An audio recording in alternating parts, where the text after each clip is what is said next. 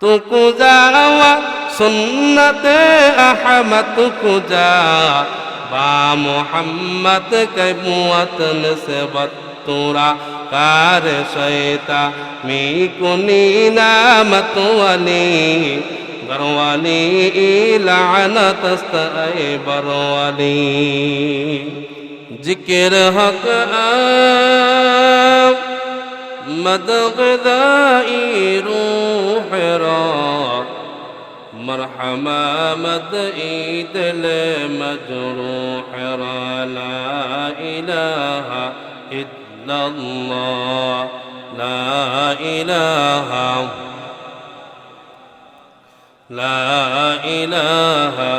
इल्लल्लाह ला इलाहा इल्लल्लाह لا إله إلا الله لا إله إلا الله لا إله إلا الله محمد رسول الله সকলে বলি সাল্লাল্লাহু আলাইহি ওয়াসাল্লাম। ঐতিহ্যবাহী মাদ্রাসাতুল মদিনা সারেঙ্গল ও সারেঙ্গল দারুল কোরআন হাফিজি মাদ্রাসার উদ্যোগে আয়োজিত আলহাস হযরত মাওলানা মুঈনুদ্দিন খান রহমতুল্লাহ আলাইহির নিজ বাড়িতে 18তম বার্ষিক ওয়াজ মাহফিল। মহতী মাহফিলের সভাপতি হযরত মাওলানা হাফেজ কারি সাইফুল ইসলাম কাঠালি। আজকের মাহফিলের প্রধান আকর্ষণ সারা বাংলায় আলোড়ন সৃষ্টিকারী বক্তা হযরত মাওলানা শাহ আব্দুল্লাহ সাবির সাহেব। আমার আগে আলোচনা করছেন হাফেজ কারি সাইফুল ইসলাম নুরুনি সাহেব এবং হযরত মাওলানা কবরুল ইসলাম মামুন সাহেব।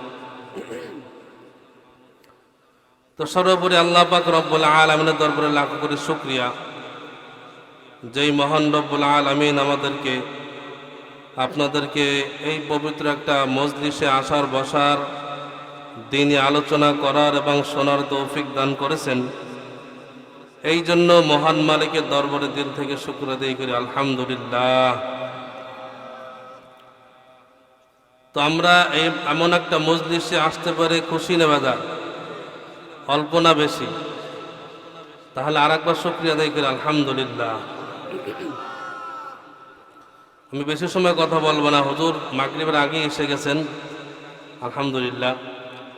তো আমি আপনাদের সামনে পবিত্র কালামুল্লাহ শরীফ থেকে দুইখানা আয়াতে কারিমা তেলাওয়াত করেছি। রাসূল পাক সাল্লাল্লাহু আলাইহি ওয়াসাল্লামের অসংখ্য অগণিত হাদিস থেকে দুইখানা হাদিসের অংশ তেলাওয়াত করেছি। আল্লাহ পাক রব্বুল আলামিন তৌফিক দান করলে আয়াত এবং হাদিসকে সামনে রেখে কিছু কথা বলবো ইনশাআল্লাহ। আল্লাহ পাক রব্বুল আলামিন আমাকে বলার তৌফিক দান করুন এবং আপনাদেরকে ধৈর্য সহকারে শোনার তৌফিক দান করুন। সকলে বলেন আমিন। আমরা এখন দুনিয়াতে আসি,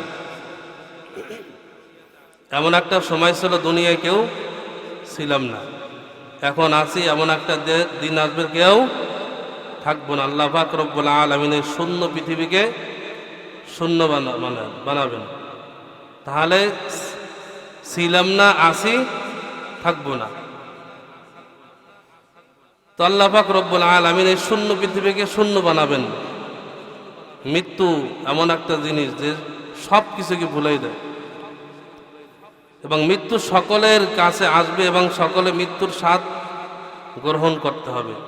ধনী হোক, গরিব হোক, বড় লোক হোক, যেই হোক, হিন্দু হোক, খ্রিস্টান হোক, ইহুদি হোক, নাসার হোক, প্রত্যেকেরই মৃত্যুর স্বাদ গ্রহণ করতে হবে। আল্লাহ রাব্বুল আলামিন সূরা আলে ইমরানের 185 নম্বর আয়াতে বলেন, কুল্লু নাফসিন যায়িকাতুল মাউত কুল্লু নাফসিন যায়িকাতুল মাউত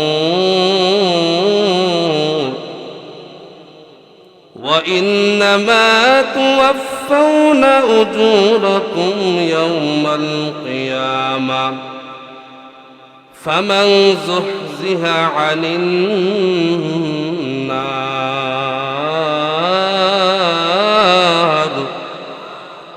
وأدخل الجنة فقد فاز আল্লাহ পাক রব্বুল আলামিন এই আয়াতের ভিতর বলেন কুল্লু নাফসিন যায়িকাতুল মাউত, প্রত্যেক প্রাণীর মৃত্যুর স্বাদ গ্রহণ করতে হবে। বান্দা তুমি ধনী হও গরিব হও, বড় লোক হও আর ঋষি হও মুচি হও, যেই হও না কেন, ইহুদি হোক নাসারা হোক খ্রিস্টান হোক, প্রত্যেকের মৃত্যুর স্বাদ গ্রহণ করতে হবে।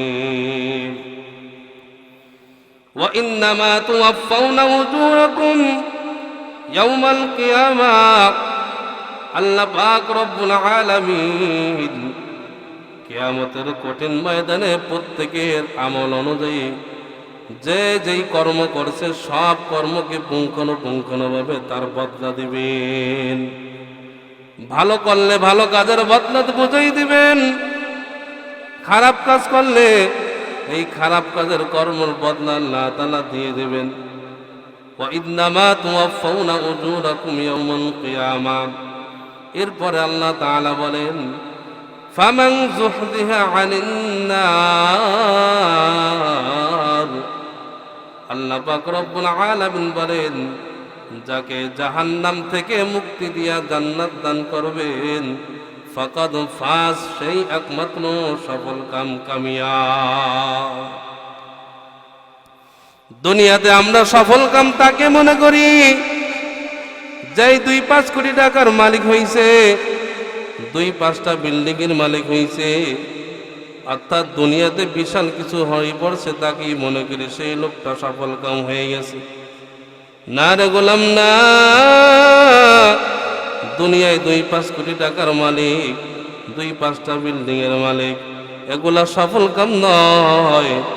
সফল কাম হইল দুনিয়ার জমিনে আল্লাহ রব্বুল আলামিনের হুকুম হাকাম বিধিবিধান মেনে চলিয়া নবীর হুকুম সুন্নাত অনুযায়ী জীবন চালাইয়া যদি দুনিয়ার থেকে যাইতে পারি, দুনিয়াতে যদি 1 টাকাও রাখান রেখে নাও যাইতে পারি, যে আল্লাহ তাআলার কাছে মাকবুল হই, আল্লাহ এবং নবীকে খুশি করে যাইতে পারি, সেই হলো একমাত্র সফল কাম। ঠিক কিনা? এই জন্য কবি বলেন, এক কবি বলেন যে দুনিয়া জিফা ওয়া তালিবুহা কিলাব, দুনিয়া হইল মরা বস্তুর মতন, মৃত বস্তুর মতন, এবং এর পিছনে যারা দৌড়ায় তারা হলো কিলাব, মানে কুকুরের মতন। তাহলে মৃত্যু বস্তু, মৃত্যু মরা জিনিস, এটা কুকুরেও খায়, শিয়ালেও খায়, শকুনও খায়। কুকুরের সাথে কেন তুলনা করলেন? কয় শিয়াল সে রাতের বেলায় খায়, দিনে খায় না। শকুন বা চিল এটা দিনে খায়, রাতে খায় না। কিন্তু কুকুর এমন একটা প্রাণী যে দিনেও খায়, রাতেও খায়। আমরা এক শ্রেণী মানুষ আছি, দুনিয়াকে এমন পাওয়া পাইছে আমাদেরকে, রাত নাই দিন নাই, সব সময় দুনিয়ার পিছে দৌড়াই, আল্লাহকে বাদ দিয়া, নবীকে বাদ দিয়া, কোরআন হাদিস সব বাদ দিয়ে আমরা দুনিয়ার পিছে দৌড়াইতেছি। ঠিক কিনা? এই জন্য বলছেন আর দুনিয়া জিফা ওয়া তালিবুহা কিলাব। ভাইরা আমার, মৃত্যু আসবেই। আল্লাহ রাব্বুল আলামিন বলেন সূরা আনকাবুতের 57 নম্বর আয়াতে বলেন কুল্লু নাফসিন যায়িকাতুল মাউত সুম্মা ইলাইনা তুরজাউন, প্রত্যেক প্রাণীর মৃত্যুর স্বাদ গ্রহণ করতে হবে এবং সবাই আল্লাহ রাব্বুল আলামিনের কাছে ফিরে যেতে হবে। মৃত্যু যখন এসে যাবে, 1 সেকেন্ড আগেও না, 1 সেকেন্ড পরেও না, নির্দিষ্ট সময় যাইতে হবে রে গোলাম। আল্লাহ রাব্বুল আলামিন বলেন লিকুল্লি উম্মাতিন আজাল ফাইযা জাআ আজালুহুম লা يستأخرون ساعة ولا يستقدمون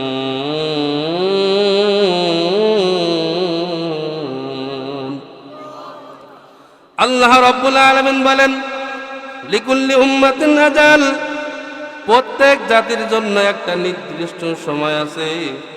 সুতরাং ফাইযা জাআ আজালুহুম, যখন তার মৃত্যুর সময় হয়ে যাবে তখন 1 সেকেন্ড আগেও না 1 সেকেন্ড পরেও না, তার নির্দিষ্ট সময় যাইতে হবে। সময় এসে গেলে কেউ থাকা যাবে না। সে যত বড় বয়স হোক, তার বয়স কম হোক, মনে করেন বয়স 40, এখন এই বয়সে তার থেকে তার বড় কত আছে, বয়স 20, বয়স 15, চলে যাইতে হবে। যখন ডাক আসবে তখন চলে যাইতে হবে, থাকা যাবে না। দুনিয়ায় সব কিছু শেষ হয়ে যাবে, সব চলে যাবে, একমাত্র কে বাকি থাকবেন? কে বাকি থাকবেন? কুল্লু মান আলাইহা ফান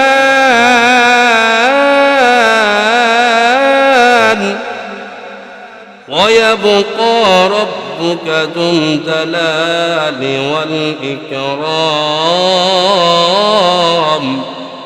দুনিয়ার সব কিছু চলে যাবে, একমাত্র বাকি থাকবেন আল্লাহ। আল্লাহ আল্লাহ তু মেরা মাবুদ হ্যায়, আল্লাহ আল্লাহ তু মেরা মাশুক হ্যায়, আল্লাহ আল্লাহ তু মেরা সত্তার হ্যায়, আল্লাহ আল্লাহ তু মেরা গফফার হ্যায়। या इलाही मुझसे मुझको दूर कर, ताकि देखो मुझ में तुझको एक नजर। বাইরে আমার, তাহলে দুনিয়ায় কেউ থাকতে পারবে না। যখন সময় চলে আসবে, মালাকুল মাউত এসে পড়বে, সবার যাইতে হবে, 1 সেকেন্ড দেরিও করবে না, 1 সেকেন্ড টাইম দিবে না, নির্দিষ্ট সময় যাইতে হবে। আল্লাহ রাব্বুল আলামিন সূরা নিসার ৭৮ নম্বর আয়াতে বলেন আইনামা তাকুনু ইউদরিকুমুল মাউত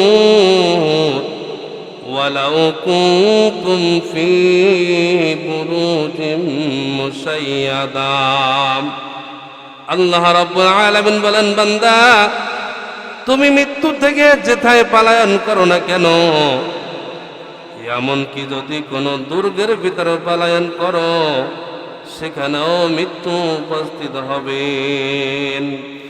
মাউতু কাসিন কুল্লু নাসিন শারবুত, কবরে বাইতিন কুল্লু নাসিন দাখিলুত। মরণ থেকে যেথায় পালাও, মরণ তোমায় লইবে ঘিরি, যদিও পালাও তুমি সুদূর আকাশ পানে লাগিয়ে সিঁড়ি। এই জন্য ভাইরা আমার, মৃত্যুর হাত থেকে পালায়ন করা যাবে না, বাঁচা যাবে না। সুতরাং মৃত্যু থেকে যেহেতু পালায়ন করা না যায়, তাহলে মৃত্যুর প্রস্তুতি নিতে হবে, ঠিক কিনা? সাহাবা একরাম যাদেরকে আল্লাহ রাব্বুল আলামিন দুনিয়া থেকে জান্নাতের টিকিট দিয়ে দিয়েছেন, যাদের উপর আল্লাহ পাক রব্বুল আলামিন ঘোষণা করেছেন রাদিয়াল্লাহু তাআলা আনহু, আল্লাহ তাআলা তাদের উপর রাজি খুশি, অথচ তাদের জিন্দেগিটা কান্না করতে করতে কাটাই দিছে। ওসমান গনি রাদিয়াল্লাহু তাআলা আনহু যখন কবর দেখতেন, তিনি কান্না করতেন, কবর দেখলেই কান্না করতেন।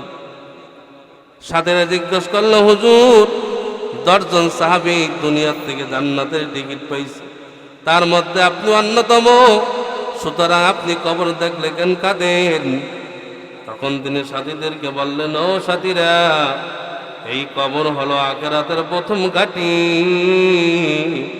সুতরাং এই ঘাঁটিতে যে আটকে যাবে, সব ঘাঁটিতে আটকে যাবে। আর যদি এই ঘাটিতে পার পেয়ে যায় তাহলে সব ঘাটিতে সে পার পেয়ে যাবে। এই জন্য ভাইরা আমার, দুনিয়ায় থাকতে পারবো না, হেসে গেলে কাটাইলে কাজ হবে না। দুনিয়াটা হইলে একটা ধোঁকা। সাহাবা একরাম যেমন জিন্দিগি করছেন তাদের মতন জিন্দিগি যদি করতে পারি তাহলে দুনিয়াতে আমাদের কামিয়াব, আখিরাতেও আমাদের কামিয়াব হবে। সাহাবা একরামের জিন্দিগিটা কান্না করতে করতে কাটাইছেন।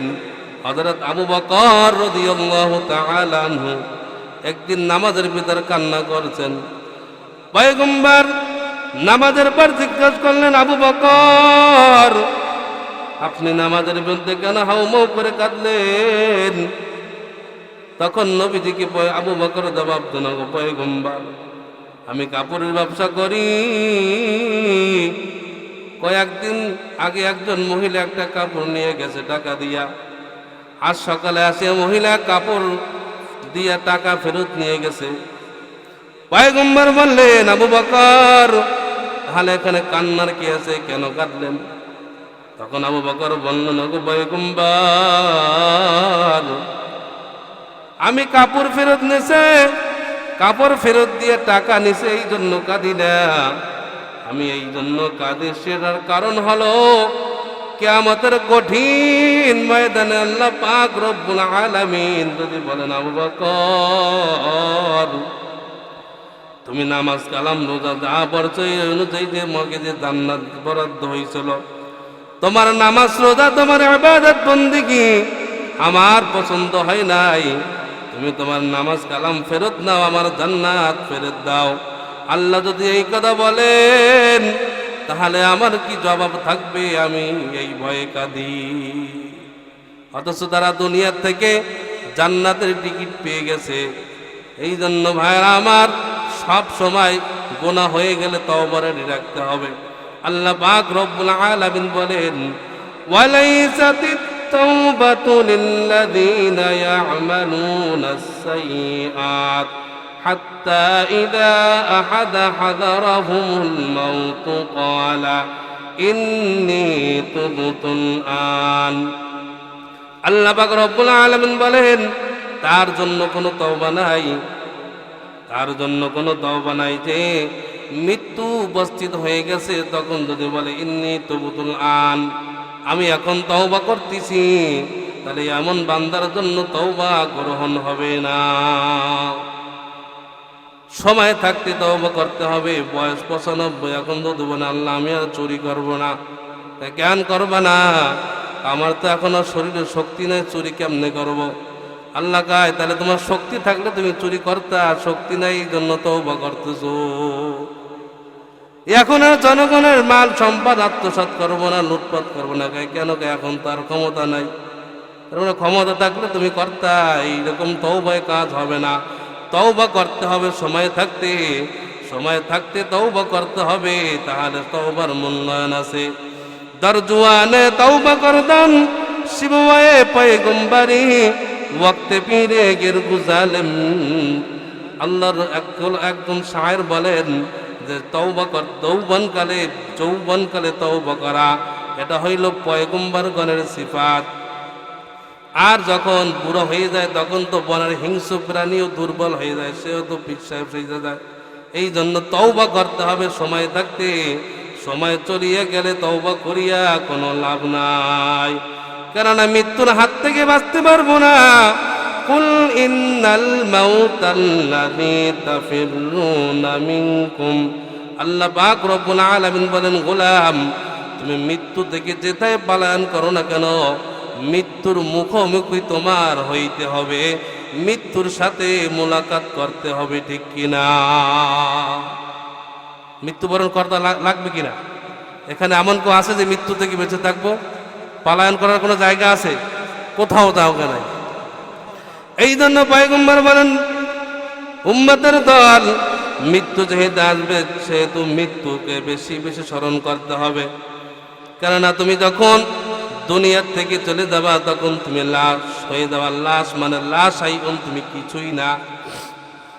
একটু আগে তোমার শরীরের ভিতর, দেহের ভিতর আত্মা ছিল, তুমি জীবিত ছিলা।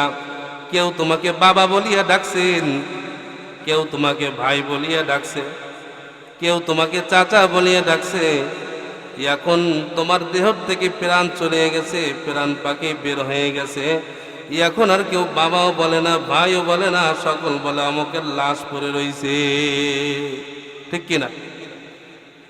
এই জন্য পয়গম্বর আলাইহিস সালাম বলেন, তিরমিজি শরীফের 2458 নম্বর হাদিসের বর্ণনা, পয়গম্বর বলেন, ক্বালান নবিয়্যু সাল্লাল্লাহু আলাইহি ওয়া আলিহি ওয়া সাল্লাম ওয়া তাতাযাক্কারাল মাউত ওয়াল বিলাম। পয়গম্বর বলেন, উম্মতের দল সব সময় মৃত্যুকে স্মরণ করবা, মৃত্যুর জিকির করবা, মৃত্যুকে স্মরণ করবা। কি জন্য মৃত্যুকে স্মরণ করবা? পয়গম্বর তিরমিজি শরীফের 2142 নম্বর হাদিসে বলেন, ক্বালান নবিয়্যু সাল্লাল্লাহু আলাইহি ওয়া আলিহি ওয়া সাল্লাম, ইযা আরাদাল্লাহু বি'আবদিন খায়রান ইসতা'মালাহু কাইফা ইস্তা'মিলুহু ইয়া রাসূলুল্লাহ? ক্বালা ইউফিকুহু লি'আমালিন সালিহিন ক্বাবলাল মাউত। পয়গম্বর বলেন, আল্লাহ পাক রব্বুল আলামিন যদি কোনো বান্দার কল্যাণ চান, ভালো চান, তাকে বেশি বেশি নেক কাজ করার তৌফিক দান। সুবহানাল্লাহ।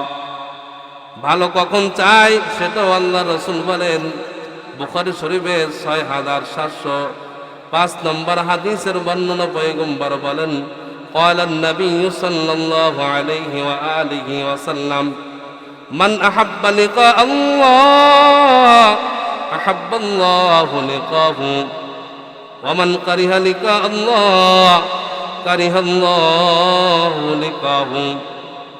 পয়গম্বর বলেন, যে ব্যক্তি আল্লাহর সাক্ষাৎকে পছন্দ করেন, আল্লাহও তার সাক্ষাৎকে পছন্দ করেন। সুবহানাল্লাহ। আল্লাহর সাক্ষাৎ কেমনে পছন্দ করব, এটা কেমনে বোঝা যায়? যখন আযান হয়ে যায়, মুমিন বান্দা তার মসজিদে যাওয়ার জন্য মন বেকুল হয়ে যায়। ঠিক কিনা? আর যারা মুমিন না, তার বিপরীত, তারা কি করে? আযান হয়ে গেলে তাদের শরীর জ্বালা শুরু হয়ে যায়, বিভিন্ন অজুহাত খুঁজিয়া মসজিদ বাদ দিয়ে অন্যদিকে হেঁটে চলে যায়। কোনো দিনই কোনো কাজ যখন সামনে আসে, ধর্মীয় কোনো কাজ যখন সামনে আসে, মুমিন ব্যক্তি সেটা করার জন্য বেকুল হয়ে যায়, সেটা করার জন্য মনটা অস্থির হয়ে যায়। এই রকম তার ভিতরে মনে হবে, তাহলে বুঝতে হবে সে আল্লাহর সাক্ষাৎ চায়। আর যেই বান্দা আল্লাহর সাক্ষাৎ চায়, আল্লাহ রব্বুল আলামিন তার সাক্ষাৎকে পছন্দ করেন। সুবহানাল্লাহ।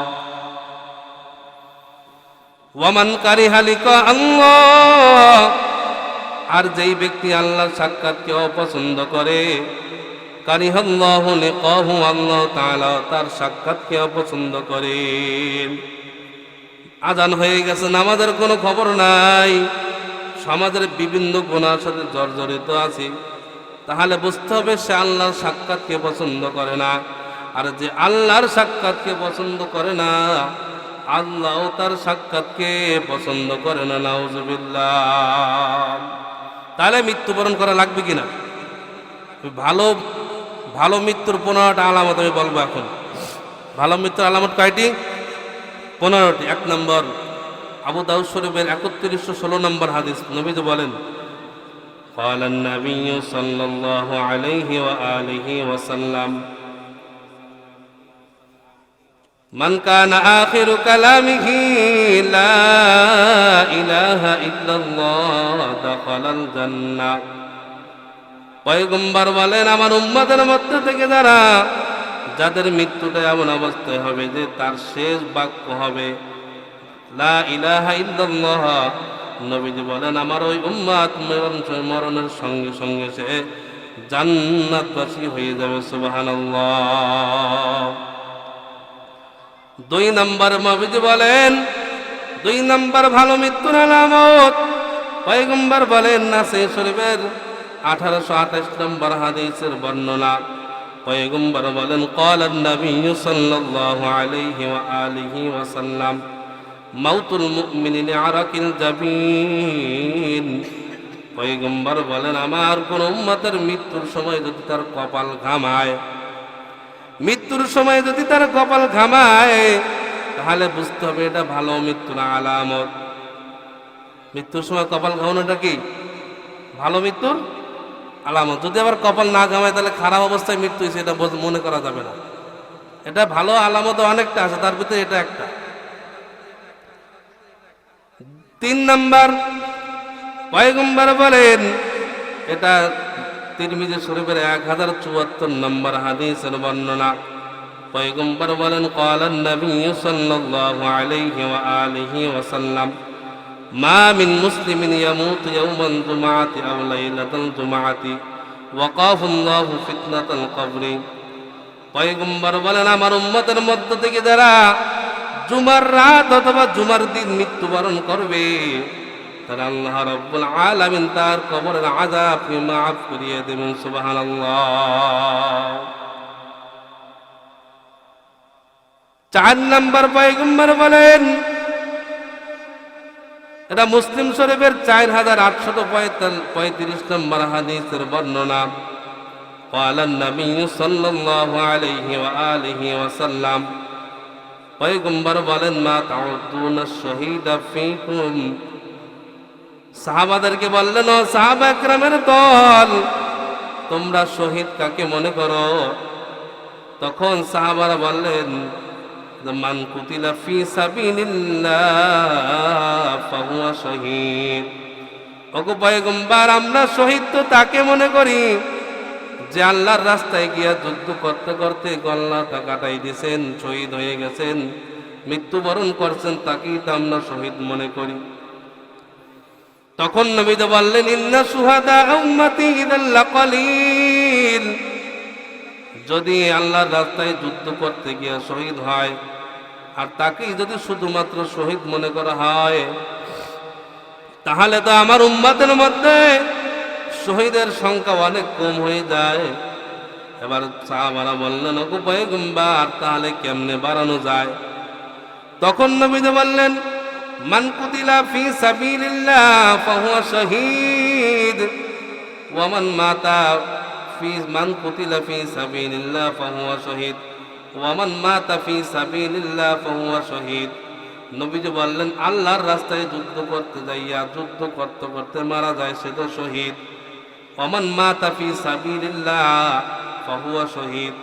যদি আমার কোন উম্মত যুদ্ধ করতে যাওয়ার পথে মারা যায়, এখনো যুদ্ধের ময়দানে যাইতে পারে নাই, পথে মধ্যে মারা গেছে, তাহলে সে শাহাদাতের মর্যাদা লাভ করবে।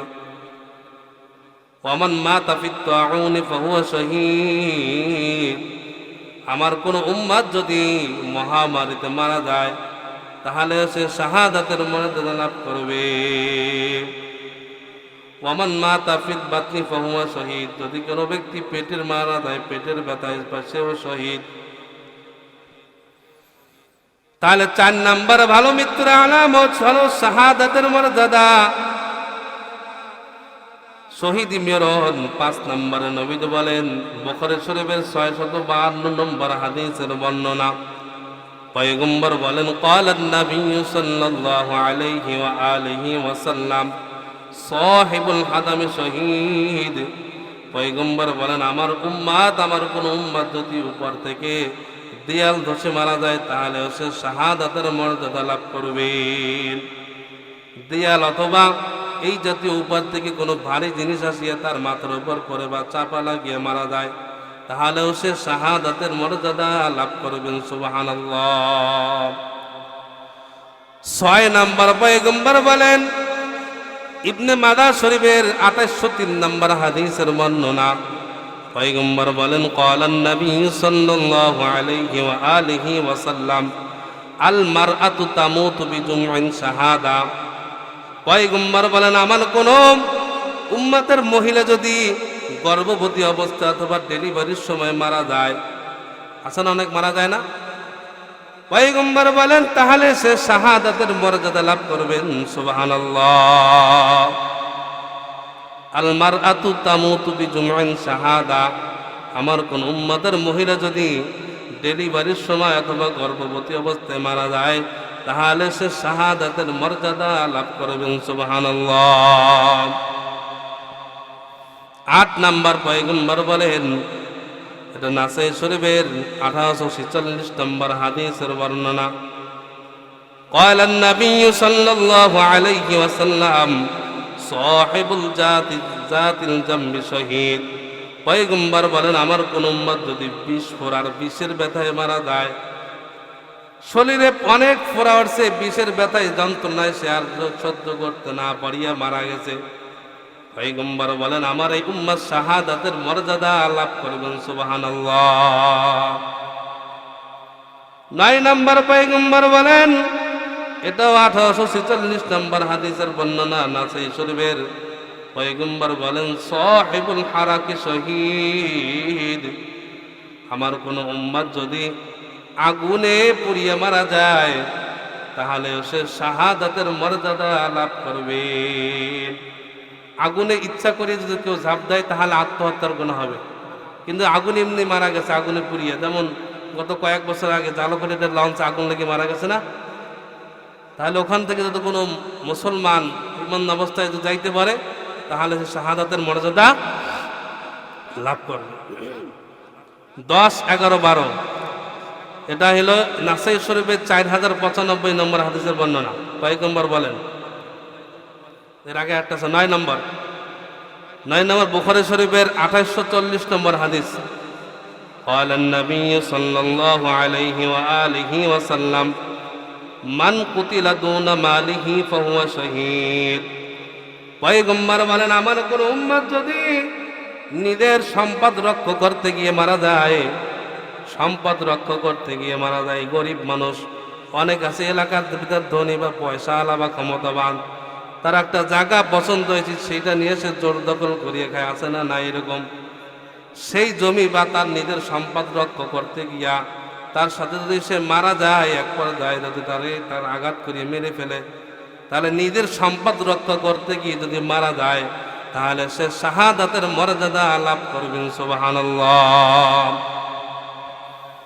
10, 11, 12 নবীজি বলেন, এটা নাসাই শরীফের 4095 নম্বর হাদিসের বর্ণনা।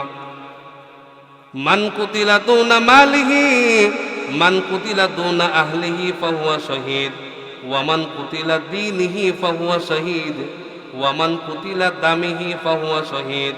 পয়গম্বর বলেন, আমার কোন উম্মত যদি নিজের পরিবার রক্ষা করতে গিয়ে মারা যায়, দিন রক্ষা করতে গিয়ে যদি মারা যায়, অথবা নিজেকে রক্ষা করতে গিয়ে যদি মারা যায়, তাহলে এই 3 অবস্থায় সে শাহাদাতের মর্যাদা লাভ করবেন। সুবহানাল্লাহ। দিন রক্ষা করতে গিয়ে যদি মারা যায়, নবীর বিরুদ্ধে কটূক্তি করে, আছে না নাই? আল্লাহর বিরুদ্ধে কটূক্তি করে, হাজারো নাস্তিক আছে বাংলার জমিনে, নবীকে এমন বিচ্ছিরি ভাষায় গালিগালাজ করে, এটা ভাষায় বলা যায় না। আল্লাহ যেই আল্লাহ সৃষ্টি করেছেন, সেই আল্লাহকে নিয়ে এমন বিচ্ছিরি ভাষায় কটূক্তি করে বলা যায় না।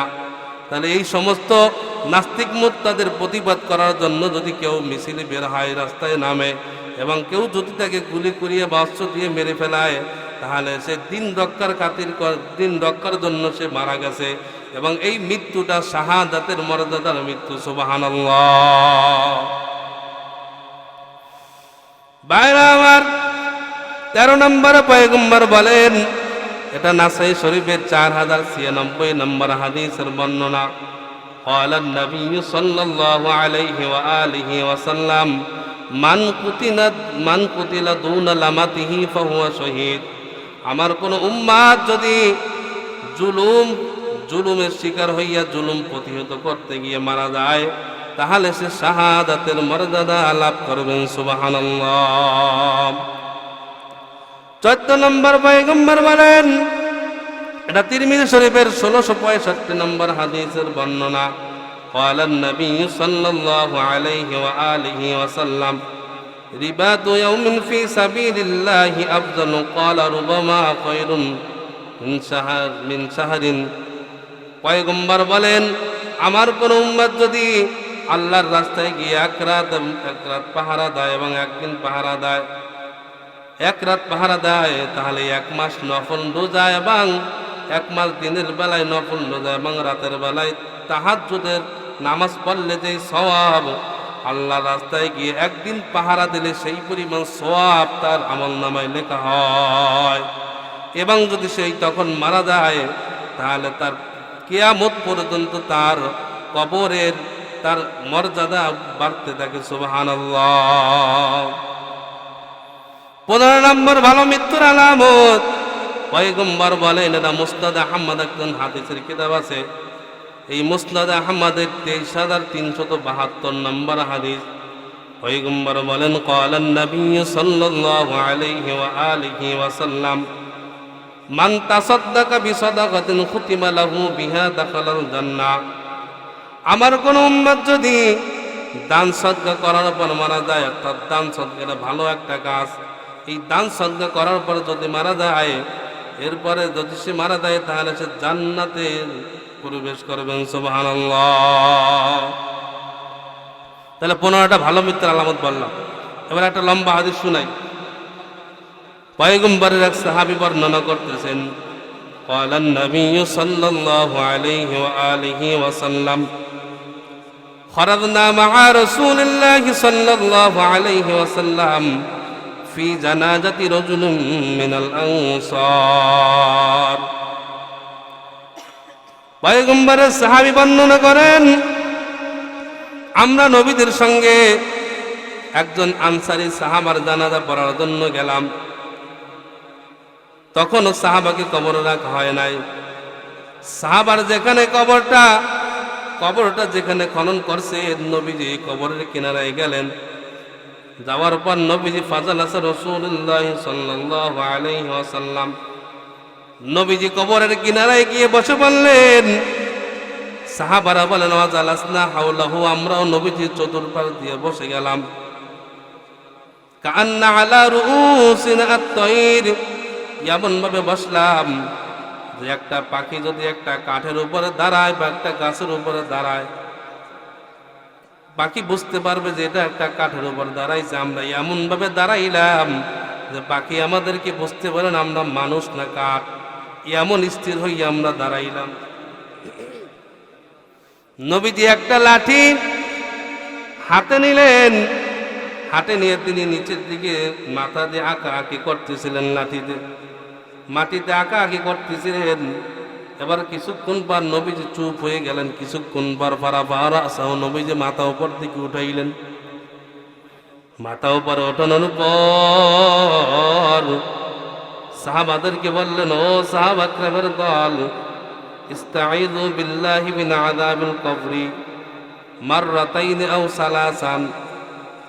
নবীজি সাহাবাদেরকে বললেন, ও সাহাবাদের দল,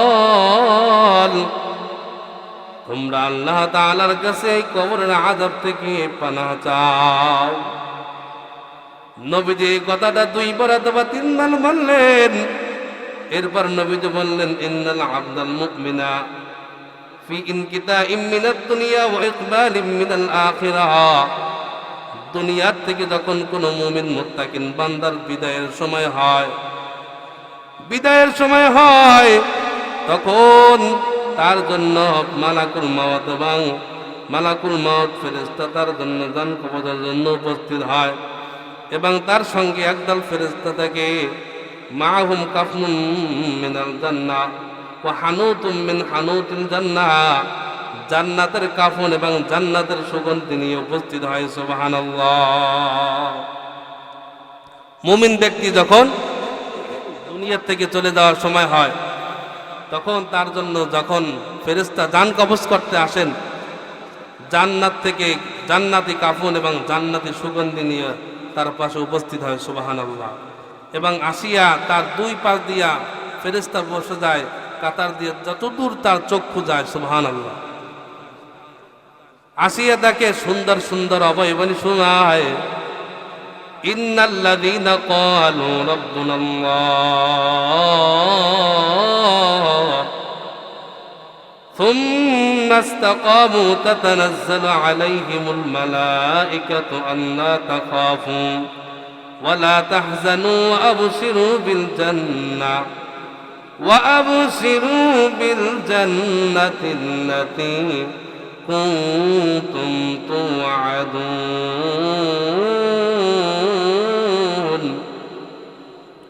আল্লাহ রাব্বুল আলামিন বলেন, নিশ্চয় তারা বলবে ইন্নাল্লাযীনা ক্বালু রাব্বুনাল্লাহ, নিশ্চয়ই যারা বলবে আমাদের রব একমাত্র আল্লাহ। আমাদের রব কে? আল্লাহ। আমাদের রব একমাত্র আল্লাহ। সুম্মা ইসতাকামু, এবং এই কথার উপর যে ইস্তেকামাত থাকবে, অটল থাকবে। সুম্মা ইসতাকামু তাতানাজ্জালু আলাইহিমুল মালাইকা, তখন মৃত্যুর সময় তার জন্য ফেরেশতা নাজিল হয়। আলাইহিমুল মালাইকা আল্লাহ তাখাফু ওয়ালা তাহজানু, ফেরেশতা নাজিল হইয়া ওই বান্দাকে বলতে থাকে, গোলাম, আল্লাহর গোলাম, তোমার কোনো ভয় নাই, চিন্তা নাই, তুমি টেনশন করিও না, তোমাকে যেই জান্নাতের ওয়াদা দেওয়া হয়েছিল সেই জান্নাত তুমি পাবা, আল্লাহ যেই ওয়াদা করেছিলেন সেই ওয়াদাকে তুমি পাবা। এইভাবে সুন্দর সুন্দর অভয়বাণী তাকে শোনানো হয়। এইভাবে অভয়বাণী শোনাইতে শোনাইতে ওই ফেরেশতা আস্তে করিয়া তার জানটাকে কবজ করিয়ে ফেলে। তাসিলু কামা তাসিলু মিন ফিতরাতি, এমন ভাবে তার জানটা বের হয় যখন কোনো পাত্র থেকে পানি ফোঁটা ফোঁটা করিয়া বের হয়, কোনো কষ্ট হয় না, আসানের সাথে তার জানটা বের করা। সুবহানাল্লাহ। তার জানটা বের করার পর মালাকুল মাউত যখন তার জানটা কবজ করেন, কবজ করার পর তার সাথে থাকা যে ফেরেশতারা আসছিল, এই ফেরেশতারা তার কাছ থেকে জানটা নিয়ে যায়, তার কাছ থেকে জানটা নিয়ে যায়। জানটা নিয়ে আল্লাহ তাআলার কাছে আসমানের দিকে চলে যায়। তখন আল্লাহ পাক রব্বুল আলামিন বলতে থাকে, উক্তুবু আবদি ফি ইল্লিয়িন, আমার বান্দার আমলনামাটা তোমরা ইল্লিয়িনে লিপিবদ্ধ করিয়া দাও। সুবহানাল্লাহ। এরপরে যখন তাকে দুনিয়ার মানুষ গোসল করাইয়া শেষ বিদায় দেওয়ার জন্য জানাজা পড়াইয়া যখন খাটিতে উঠাইয়া যখন শেষ বিদায় দেওয়ার জন্য কবরের কিনারায় যায়, কবরের কিনারায় যখন নামায় যাওয়ার সময় মৃত্যু ব্যক্তি মনে করতে থাকে যে এই সবাই মনে হয় আমার সঙ্গে যাবে। এবারে যখন তাকে কবরে নামায় 3 জন অথবা 4 জন, ওই মৃত্যু ব্যক্তি মনে করতে থাকে এই 4 জন আমার সঙ্গে যাবে। যখন একজন লাফ মারিয়ে উঠিয়ে যায়, মৃত্যু ব্যক্তি মনে করা হয়তো এই 3 জন আমার সঙ্গে যাবে। আর একজন উঠিয়ে যায়, মনে করে 2 জন যাবে। আর একজন যখন লাফ মারিয়ে উঠিয়ে যায়, মনে করে 1 জন আমার সঙ্গে যাবে। এবার যখন ওই জন লাফ মারিয়ে উঠিয়ে যায়, বাসের চারি পিছাইয়া কলা পাতা দিয়ে যখন তাকে বিদায় দিয়ে চলে যায়, তখন সে চিৎকার মেরে বলতে থাকে, তোমরা কই যাও? আমাকে একা রাখিয়ে তোমরা কই যাও? বন্ধকার ঘর, সাথী নাই, বাতি নাই, আমি একা একা কেমনে থাকবো এই কবরের মধ্যে? তোমরা কোথায় যাও? তখন যতই চিৎকার করুক না কেন দুনিয়ার কেউ শুনতে পায় না। যখন তাকে কবরস্থ করিয়া রেখে যায়, কিছুক্ষণ পরে ইয়াতিয়ানে মালাকান, ইয়াতিয়ানে মালাকান, 2 জন ফেরেশতা ওই কবরে আসে, আসিয়া তাকে বসায়। বসানোর পর তাকে বলতে থাকে, এই আল্লাহর গোলাম, মার রব্বুকা, তোমার রব কে? ওয়ামা দীনুকা, তোমার দিন কি? ওয়ামান নাবিয়ুকা, তোমার নবীকে? আর এক বর্ণনায় আছে নবীজির চেহারাটা দেখাই বলে, মান হাদার রাজুল আল্লাযী বুইসা ফীকুম, এই ব্যক্তিকে যাকে তোমাদের মাঝে পাঠানো হয়েছিল। যেই ব্যক্তি দুনিয়াতে রব চাহি জিন্দেগি কাটাইছেন, রবের কথা অনুযায়ী জিন্দেগি কাটাইছেন, সেই ব্যক্তি তো এক বাক্যে বলে ফেলবে, রব্বি আল্লাহ, আমাদের রবকে আল্লাহ। সেই ব্যক্তি একমাত্র বলতে পারবে, রব্বি আল্লাহ, আমাদের রব হলো আল্লাহ। কবরে 1 নাম্বার প্রশ্ন হলো, তোমার রব কি? অথচ আমরা আল্লাহ রাব্বুল আলামিন আমাদেরকে সৃষ্টি করিয়া দুনিয়ায় পাঠাইছেন তার ইবাদত বندگی করার জন্য। ওয়ামা খালাকতুল জিন্না ওয়াল ইনসা ইল্লা إلا ليعبدون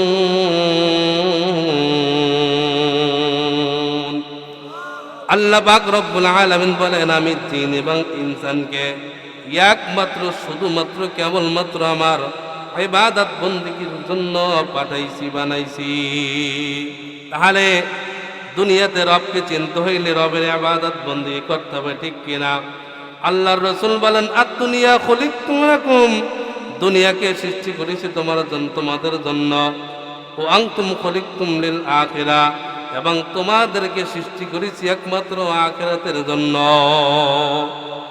গাছ আমার আপনার খেদমতের জন্য বানাইছেন, পৃথিবীতে যত প্রাণী মাখলুকাত সব কিছু আমার আপনার জন্য বানাইছেন। আর আমাকে এবং আপনাকে আল্লাহ তাআলা বানাইছেন একমাত্র তার ইবাদত করার জন্য, ঠিক কিনা? কিন্তু আজকে আমরা কতটুকু আল্লাহর ইবাদত করি? আজান হয়ে যায় নামাজের জন্য, কোনো বেকুল পড়ার কোনো চেষ্টা নেই যে আমার নামাজ পড়তে হবে, আমার নামাজ পড়া দরকার, আমার যে একদিন মৃত্যু হবে, আমার যে কবর পথের যাত্রী হব, আমার যে আল্লাহর সামনে দাঁড়াইতে হবে, ফেরেশতারা যে আমাকে প্রশ্ন করবে মার রব্বুক, তোমার রবকে, তোমার রবকে, এই কথা আমরা বলিয়ে গেছি, ঠিক কিনা? তাহলে আমাদের রবকে আল্লাহ এক নম্বর প্রশ্ন হবে মার রব্বুক, তোমার রবকে। দুই নম্বর প্রশ্ন আমা দীনুকা, তোমার দিন কি, তোমার ধর্ম কি? মুমিন ব্যক্তি বলে ফেলবে দীনিয়াল ইসলাম, আমার দিন আমার ধর্ম হলো ইসলাম। তিন নম্বরে বলবেন তোমার নবীকে, নবীর চেহারা দেখাইয়া। তখন যে নবীজির জিন্দিগি নবী অনুযায়ী জিন্দিগি চালাইছে সুন্নত অনুযায়ী, সে বলে ফেলবে নবিয়ুনা মুহাম্মদ সাল্লাল্লাহু আলাইহি ওয়াসাল্লাম। কিন্তু আজকে আমাদের নবীর সুন্নাত শরীরে নাই, আমাদের সমাজে নাই, অথচ আমরা দাবি করি নবীর আশিক, ঠিক কিনা? তুকু যাওয়া সুন্নতে আহমদ, তুকু যা বা মুহাম্মদ কে মুআত নিসবত তোরা কার শয়তা মি কুনি নামত ওয়ালি গরওয়ালি লানাত আস্তায়ে বরওয়ালি। এরপরে যখন সব কথা বলতে পারবে, বলবে এই গোলাম তুমি কোথা থেকে শিখছ? তখন সে বলবে করাতু ফি কিতাবাল্লাহ, আমি আল্লাহর কোরআন এবং নবীর হাদিস পড়ে এই কথাগুলো শিখছি। আল্লাহ রাব্বুল আলামিন বলবেন তার কবরের ভিতরে জান্নাতের বিছানা বিছাই দাও, তার শরীরে জান্নাতের পোশাক পরাই দাও, তার কবর থেকে জান্নাত থেকে একটা দরজা খুলিয়ে দাও। সুবহানাল্লাহ। এই জন্য ভাইরা আমার মৃত্যুবরণ করতে হবে। আমি আর একটা আয়াত পড়েছিলাম, এর থেকে সম্পূর্ণ কিছু আলোচনা করব। আল্লাহ রাব্বুল আলামিন বলেন ইয়া আইয়ুহান নাস ইত্তাকু রাব্বাকুম ইন্না যালযালাতাস সাআতি শাইউন আযীম। হে মানব সকল, তোমরা তোমাদের রবকে ভয় করো, কেননা কিয়ামতের ভয়ঙ্কর এক কঠিন ব্যাপার। ইয়াউমা তারাউনাহা তাযহালু কুল্লু মুরদিআতিন আম্মা আরদাআত। কিয়ামতের ময়দানটা এমন ভয়ঙ্কর, কেমন ভয়ঙ্কর, তাই দুধ দানকারীর মা তার বাচ্চাকে ভুলিয়া যাবে। গর্ভবতী মহিলা গর্ভপাত হয়ে যাবে, সে নিজেও টের পাবে না। আর তুমি দেখবা মানুষকে দেখবা মাতালের মতন হেলতেছে তুলতেছে। ওয়ামা হুম বিসুকারা, আসলে এরা কেউ মাতাল না, এরা কেউ মাতাল না। তারা কেন এমন করেন? ওয়ালাকিন্না আযাবাল্লাহি শাদীদ, তারা আল্লাহ তাআলার ভয়ের কারণে এমন করতেছেন। ভাইরা আমার, কিয়ামতের ময়দানটা কেমন ভয়ঙ্কর হবে। পয়গম্বর আলাইহিস সালাতু ওয়াস সালাম বলেন ইয়াউমাল কিয়ামাতি ইহশারুন নাসু হুফাতান উরাতান গুরলা। কিয়ামতের কঠিন ময়দানে মানুষগুলো উঠবে সবাই উলঙ্গ অবস্থায়, খালি পায়ে, খতনাবিহীন। আম্মা জানা এসে বলেন ওগো পয়গম্বর, কিয়ামতের ময়দানে সবাই যদি উলঙ্গ অবস্থায় খালি পায়ে খতনাবিহীন ওঠে, মায়ের সামনে বাবা, বাবার সামনে মেয়ের সামনে বাবা, মায়ের সামনে ছেলে, ভাইয়ের সামনে বোন থাকবে, তাহলে একজনে আর একজনের দিকে তাকাইলে এটা কি লজ্জার কারণ হবে না? পয়গম্বর বলেন, গো আয়েশা, কিয়ামতের ময়দান এমন ভয়ঙ্কর হবে, কেউ কারো দিকে তাকানোর সাহস পাবে না। এই জন্য ভাইরা আমার, কিয়ামতের ময়দানটা অনেক ভয়ঙ্কর হবে। সেই দিন যাদেরকে আল্লাহ তাআলা ডান হাতে আমলনামা দিবেন, তাদের তো ভাগ্য অনেক ভালো হবে। আর যাদের আমলনামা বাম হাতে আসবে, তাদের মতন বদনসিব আর কেউ থাকবে না। এই জন্য ভাইরা আমার, তিনটা কিয়ামতের সময় ময়দানে তিনটা অবস্থায় এমন হবে যে খুব ভয়ঙ্কর হবে। কেউ কারো কথা মনে রাখবে না, কেউ কারো দিকে তাকাবে না, সবাই সবাইকে ভুলিয়ে যাবে। পয়গম্বর মূসা আলাইহিস সালাম আরশের খুঁটি ধরে কাঁদবেন, বলবেন, আল্লাহ লা আসআলুকাল ইয়াউমা উম্মি ওয়ালা উখতি। হায় আল্লাহ, আমি আমার মাকে চাই না, বোনকে চাই না, কিছু চাই না। আসআলুকা নাফসি, আল্লাহ তুমি আমার নিজেকে বাঁচাও। একজন নবী হইয়া সে নিজের চিন্তা করবে, তাহলে আমি আপনি কার ভরসায় বসে রয়েছি, কার ভরসায় নামাজ কামাই দিই, কার ভরসায় সুদ খাই, কার ভরসায় আমরা ঘুষ খাই, কার ভরসায় আমরা শরিয়াত বিরোধিতা কাজ করি। কার ভরসা? কোনো ভরসা আছে? কোনো ভরসা নাই। যার চিন্তা সেই। নবীজি ফাতেমা রাদিয়াল্লাহু তাআলা আনহাকে বলছেন, আনকাদি নাফসাকি মিনান নার, নিজেকে জাহান্নাম থেকে বাঁচাইয়ে তার কবরে যাইও। কাকে বলছে?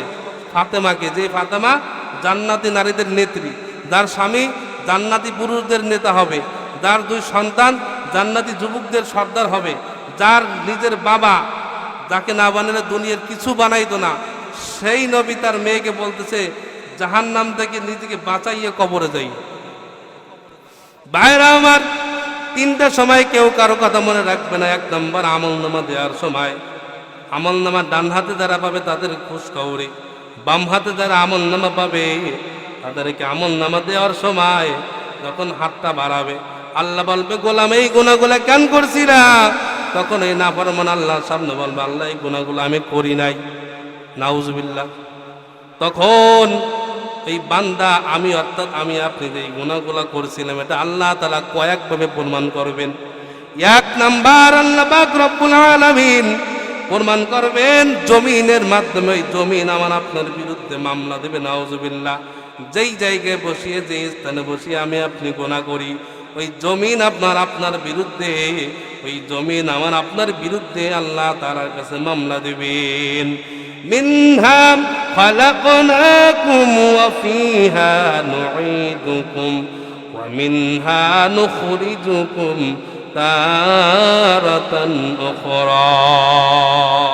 আমাদেরকে আল্লাহ তাআলা সৃষ্টি করেছেন, জমিনের ভিতর ফিরিয়ে নেবেন, জমিন থেকে আবার পুনরুত্থিত হব।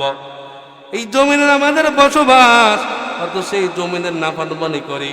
জমিন আল্লাহর কাছে বলে, আল্লাহ অনুমতি দেন এদেরকে শ্বাস করে ফেলাই। আল্লাহ অনুমতি দেন না।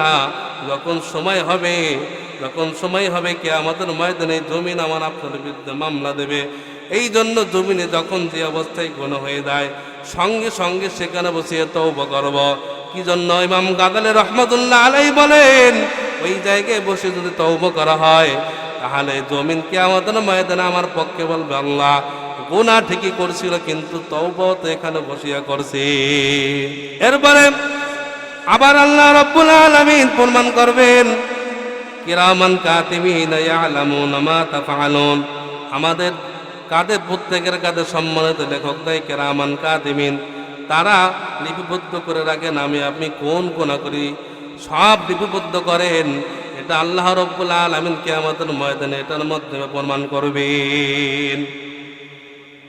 আরেকভাবে প্রমাণ করবেন, সেটা আল্লাহ রাব্বুল আলামিন আমাদের প্রত্যেকের অঙ্গ প্রত্যঙ্গ আমার আপনার বিরুদ্ধে সাক্ষী দেবে। আল ইয়াউমা নাখতিমু আলা আফওয়াহিহিম ওয়া তুকাল্লিমুনা আইদিহিম ওয়া তাশহাদু আরজুলুহুম বিমা কানু ইয়াকসিবুন। কিয়ামতের ময়দানে হাত আমার আপনার বিরুদ্ধে সাক্ষী দেবে। হাত বলবে, আল্লাহ অমুকের উপরে হাত দ্বারা সীমাহীনভাবে জুলুম করেছে, আঘাত করেছে, অন্যায়ভাবে তার উপর সে চপেটাঘাত করেছে, মারধর করেছে। অন্যায়ভাবে হাত দিয়া মানুষরা সম্পদ আত্মসাৎ করছে, পাও আমার আপনার বিরুদ্ধে সাক্ষী দিবে। পাও দ্বারা হেঁটে হেঁটে অন্যায় দেখি গেছে আল্লাহ, এইভাবে সমস্ত অঙ্গ প্রত্যঙ্গ আমার আপনার বিরুদ্ধে সাক্ষী দেবে। এমনকি চামড়াও আমার আপনার বিরুদ্ধে সাক্ষী দেবে। যেই চামড়া এত সোনো কিরে মাল কত কিছুই ব্যবহার করি, এই চামড়াও আমার আপনার বিরুদ্ধে সাক্ষী দেবে। নাউজুবিল্লাহ। যখন দেখবে বান্দা আটকে গেছে আর পারে না, তখন বলবে আল্লাহ গুনাহ তো আমি করতে চাই নাই, শয়তানের অমুক বন্ধু আমাকে গুনাহ করাইছে। কিয়ামতের ময়দানে বহুত মানুষ বন্ধু বন্ধুর পাল্লায় পড়িয়া অনেক গুনাহ করছে, এই বন্ধু বন্ধু পাল্লায় পড়িয়া জাহান্নামে যাবে। 2 নম্বরে বলবে আল্লাহ গুনাহ তো আমি করতে চাই নাই, কিন্তু শয়তান আমাকে দিয়ে গুনাহ করাইছে। আল্লাহ শয়তানকে বলবে ভাই শয়তান তুই কি আমার বান্দাকে দিয়ে গুনাহ করাইছ? শয়তান বলবে আল্লাহ তোমার বান্দাকে জিজ্ঞেস করো সে কি গুনাহ করার সময় আমাকে দেখছে? বান্দা বলবে না আল্লাহ আমি তো শয়তানকে দেখি নাই। তখন শয়তান বলবে যেহেতু আমাকে দেখে নাই সেহেতু আমি ওকে দিয়ে কোনো গুনাহ করাই নাই। এবার শয়তান এবারে ওই নাফরমান বলবে আল্লাহ শয়তানকে যদিও আমি দেখি নাই, কিন্তু শয়তান আমাকে দূর থেকে ধোঁকা দিয়ে গুনাহ করাইছে। এবার শয়তান বলে আল্লাহ তোমার বান্দা কি বলদ নাকি? আমি তো তোমার কাছ থেকে ওয়াদা করে আসছি সুম্মা লাআতিআন্নাহুম মিন বাইনি আইদিহিম ওয়া মিন খালফিহিম ওয়া আন আইমানিহিম ওয়া আন শামাইলিহিম ওয়া লা তাজিদু আকসারাহুম শাকিরিন। তোমার বান্দা কি এই কথা জানে না যে আমি তোমার কাছ থেকে ওয়াদা করে আসছি তোমার বান্দাদেরকে আমি চতুর্দিক থেকে ধোঁকা দেব, ডান দিক থেকে বাম দিক থেকে সামনের দিক থেকে পিছন দিক থেকে চতুর্দিক থেকে ধোঁকা দেব। তুমি ওয়ালা তাজিদু আকসারাহুম শাকিরিন, তুমি খুব কম সংখ্যক অল্প সংখ্যক বান্দাকে বাবা তোমার শুকর গুজারকারী। যখন দেখবে বান্দার আটকে গেছে আর কোনো উপায় নাই, তখন বলতে আর এই কথা যখন প্রমাণ হয়ে যাবে আর কিছু বলতে পারবে না, তখন আল্লাহ পাক রব্বুল আলামিন বলবেন এই নাফরমানের গুনাহগারের আমলনামাটা বাম হাতে দাও। যখন হাত পাততে বলবে না না সরাসরি বাম হাতে দিলে হবে না, এই নাফরমান গুনাহগারের বুকটাকে ছিদ্র করিয়ে পিছন দিক থেকে ঢুকিয়ে দাও। এবার নাফরমানের গুনাহগার বুকটাকে ছিদ্র করিয়া বাম হাতটা পিছন দিক থেকে বের করবে। এবার যখন আমলনামা দিবে তখন আল্লাহ বলবেন কেমনে পড়বে? ফেরেশতারা বলবে আল্লাহ কেমনে পড়বে? মুখ তো সামনে, আমলনামা পিছে কেমনে পড়বে? তখন আল্লাহ বলবেন না নাফরমান গুনাহগারের ঘাড়টা মোচড় দিয়া পিছন দিকে ঘুরাইয়া দাও। তখন ঘাড়টা মোচড় দিয়ে ফেরেশতারা ঘুরাই দিয়ে পিছন দিকে। এরপর বলবে ইকরা কিতাবাকা কাফা বিনাফসিকাল ইয়াউমা আলাইকা হাসিবা। নাফরমান গুনাহগার আজকে তোর হিসাব নেওয়ার জন্য তুই নিজেই যথেষ্ট। দেখ এই আমলনামা পড়িয়া দেখ কোথায় কোন অন্যায় করছ, কোন জায়গায় বসিয়া সুদ খাইছ, কোন জায়গায় বসিয়া জিনা করছ, কোন জায়গায় বসিয়া কোন জমিনে দাঁড়াইয়া কোন অন্যায় করছ, সব এখানে লেখা আছে, কোনো কিছু কম নাই। তখন এই নাফরমান গুনাহগার আমলনামাটা এইভাবে সামনে ধরিয়া বলবে মালি হাদাল কিতাব লা ইউগাদিরু সগীরাতাও ওয়ালা কাবীরাতান ইল্লা আহসাহা। নাফরমান গুনাহগার বলবে আল্লাহ এটা কেমন আমলনামার মালিক, এখানে তো ছোট বড় কোনো গুনাহ বাদ যায় না। আমি যেই কোন জায়গায় দাঁড়াইয়া কোন অন্যায় করছিলাম এখানে সব অন্যায় লেখা আছে, লিপিবদ্ধ আছে, কোনো গুনাহ বাদ যায় নাই।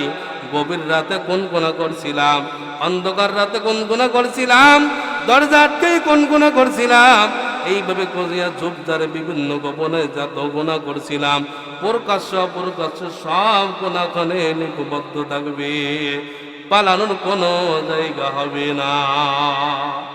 এই জন্য ভাইরা আমার দুনিয়ার কেউ না দেখলো গুনাহ করার সময় একজন দেখেন তিনি কে فأينما تولوا فثم وجه الله যেই দিকে আমরা মুখ ফিরে না কেন সব দিকে আল্লাহ আছেন।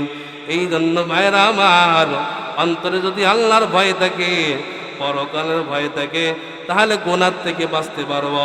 গুনাহ করার সময় যদি চিন্তা করি দুনিয়ার কেউ না দেখলেও আমার আল্লাহ দেখেন, তাহলে এই কথা যখন অন্তরে বদ্ধমূল হবে তখন গুনাহ থেকে বাঁচতে পারবো। খলিফাতুল মুসলিমিন হযরত ওমর রাদিয়াল্লাহু তাআলা আনহু একদিন রাতের বেলায় ঘুরতেছেন, হঠাৎ করিয়া তার চোখে দেখলো কিছু দূর যে একটা কুঁড়ে ঘরের ভিতরে টিপ টিপ করিয়া বাতি জ্বলে। তিনি আস্তে আস্তে করিয়া হাঁটলেন, ওই ঘরের কাছে গেলেন, যাইয়া দেখেন মহিলাদের আওয়াজ শোনা যায়, কথার আওয়াজ। উনি বেড়ার সাথে কান লাগাইলেন, লাগানোর পর তিনি শুনতে পারলেন মা মেয়ে কথা বলতেছে। মা বলতেছেন মেয়েকে ছাগলের দুধ কতটুকু হয়েছে, এবার মেয়ে বলতেছে এতটুকু হয়েছে। মা বলতেছে মেয়েকে আর একটু পানি মিশাও। তখন মেয়ে বলতেছেন মা তুমি কি জানো না খলিফাতুল মুসলিমিন ওমর দুধের ভিতরে পানি মিশাই তিনি নিশ্চিত করেছে। এবার মেয়ে যখন এই কথা বললেন মা বলতেছেন খলিফাতুল মুসলিমিন সে একজন বাদশা রাজা মানুষ, সে আমাদের এখানে এত রাত্রে কোথার থেকে আসবে, তুই পানি মিশা। খলিফাতুল মুসলিমিন ওমর তার দেখতেছে না। তখন মা বলতেছেন, মা যখন এই কথা বললেন মেয়ে বলতেছেন মা খলিফাতুল মুসলিমিন ওমর যদিও না দেখে তোমার মালিক আমার মালিক ছাগলের মালিক আল্লাহ তো দেখতেছেন। সুবহানাল্লাহ। ওমর রাদিয়াল্লাহু তাআলা আনহু কথা যখন শুনলেন তিনি পরের দিন দরবারে যাইয়া ওই মা মেয়েকে ডাকাইলেন, এবং ডাকানোর পর ওই মা এবং মেয়ের সামনে তার একটা উপযুক্ত সন্তান ছিল, ওই সন্তানকে তার মেয়ের সঙ্গে বিবাহ দিয়ে দিলেন। সুবহানাল্লাহ। তাহলে একজন সাধারণ ছাগলের রাখালনি তার মেয়ে একজন নিতান্ত গরিব মানুষ, আর ওমর রাদিয়াল্লাহু তাআলা আনহু অর্ধ পৃথিবীর শাসন ক্ষমতা তার হাতে। তাহলে এমন একজন বাদশার ছেলের সঙ্গে একজন নিতান্ত গরিবের মেয়ে বিবাহ হয়েছে। এটা কি জন্য হয়েছে? একমাত্র আল্লাহর ভয় ছিল ওই মেয়েটার ভিতরে, যার কারণে তিনি তাকে বিবাহ করাইছেন। এই মেয়ের পেট থেকে যেই সন্তান হয়েছে তিনি হলেন ওমরে সানি, বলা হয় আব্দুল্লাহ ইবনে ওমর রাদিয়াল্লাহু তাআলা। এই জন্য ভাইরা আমার, আমরা যখন যা কিছু করি না কেন একটা কথাই মনে রাখতে হবে যে আমাদের দুনিয়া থেকে চলে যেতে হবে, ঠিক কিনা? আজকে আসি, এখন মারা যাব, কালকে দুপুরের ভিতরে আমাদের দাফন কাফন দেওয়ার জন্য সবাই পাগল পারা হয়ে যাবে। একজনে দৌড়ে বাঁশ কাটার জন্য, একজনে কাফন আনার জন্য, দ্রুত বিদায় করতে হবে। কিভাবে দ্রুত বিদায় করতে হয় সেই চেষ্টায় খাওয়া না সব বন্ধ থাকবে।